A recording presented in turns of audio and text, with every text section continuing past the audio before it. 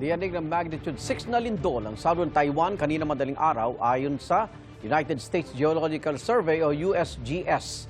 Sa kuha ng CCTV sa isang tindahan sa Chiayi City, nahulog ang mga gamit sa tindi ng pagyanig. Naitala ng USGS ang epicenter ng lindol 12 kilometrong norte ng Yujing District sa Tainan City. Nangyari ito ilang minuto makalipas ang hating gabi.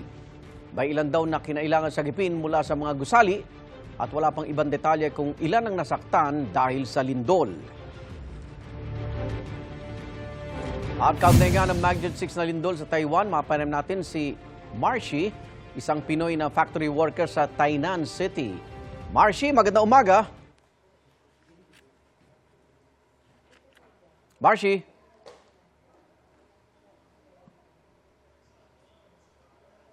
Magandang umaga, Marcy.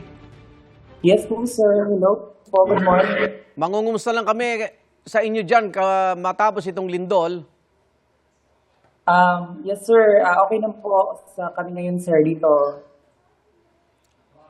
Ikaw ba'y lumikas o yung may mga kasamahan ka bang inilikas?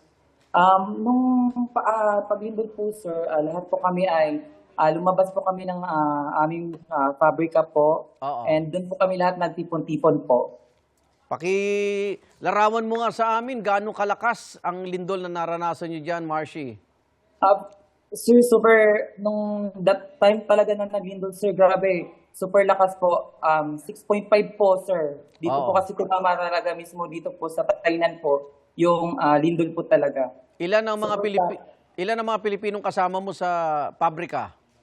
Actually po, sir, yung mga Pilipino po dito, nasa mga 300.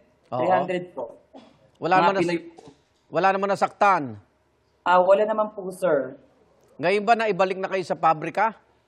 Yes po, nakabalik na po kami ngayon, sir. Salamat sa Diyos. Safety po kami lahat.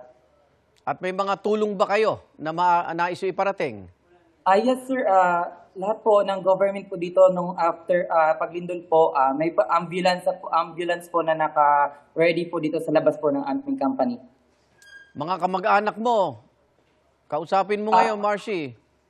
Hello po sa magulang po dyan sa Mindanao. Sa nanay ko na sa Mirna, huwag kayong mag-alala at okay lang po ako dito sa Taiwan. Para po sa inyo pag lahat. Mga kinatawan ng ating gobyerno sa Taiwan, kamusta? Kinamusta rin ba kayo dyan? Yes, sir. Lagi po sila naka-cooperate po sa amin po. Lagi po. Okay, maraming salamat at ingat kayong lahat dyan, kababayan, ha? Marcy, salamat. Maraming salamat din po, sir. Thank you so much. Igan, mauna ka sa mga balita, mag-subscribe na sa GMA Integrated News sa YouTube para sa iba't ibang ulat sa ating bansa.